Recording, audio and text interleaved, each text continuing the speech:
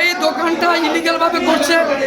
আমরা বহুবার আমাদের দায়িত্বপ্রাপ্ত ভারপ্রাপ্ত অফিসার আমাদের এসডিও সাহেবকে আমি নিজে 10 বার বলেছি, তিনি আশ্বাস দিয়েছেন না সেখানে হবে না। পরে পুলিশ এবং ডিএসডিএ বন্ধ করে দিয়েছিল, হ্যাঁ ডিএসডিএ বন্ধ করে দিয়েছিল। পরবর্তীকালে কালকে খুলছিল, আমার শান্তনুবাবু ছিলেন, শান্তনুবাবুকে বলে আমরা শান্তনু নিজে বন্ধ করেছেন যে একটা মিউচুয়াল করে এটা খোলা হবে। মিউচুয়ালটা কি, এই দোকানটা কাজ করতে গিয়ে 3টা দোকান পুড়ে গেছিলো। এই দোকানটা লিজ দিয়েছে 78 লক্ষ টাকা।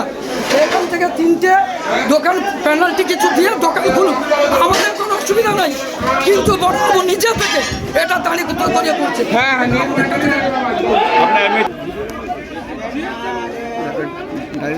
মূলত অভিযোগ হচ্ছে আমাদের দোকানে ক্ষতিপূরণ দিয়ে তারপর কাজ করবে। যে দোকানটা পুড়েছে তারপর আমাদের ক্ষতি যে হয়েছে, মালগুলো যে নষ্ট হয়েছে, 5 লাখ 6 লাখ টাকা মাল নষ্ট হয়েছে, আমাদের সেটা দাবি আমাদের দিলে তাদের কাজ করুক। আপনারা জানিয়েছিলেন? হ্যাঁ, থানায় এসেছিল পুলিশ অফিসার, ওই ব্যক্তি নামে অভিযোগ করে। হ্যাঁ হ্যাঁ, থানা নিল না, কেস নিল না, কেস ইয়ে করে দিল। আমরা লিখিত কোথায় দিব? থানা তো দিচ্ছে না, থানা তো ওদের ঘোষ খেয়েছে পুলিশ বড় অফিসার, পয়সা খেতে বসে আছে। উত্তম বাড়িকে মদতে ওরা পয়সা নিয়ে বসে আছে।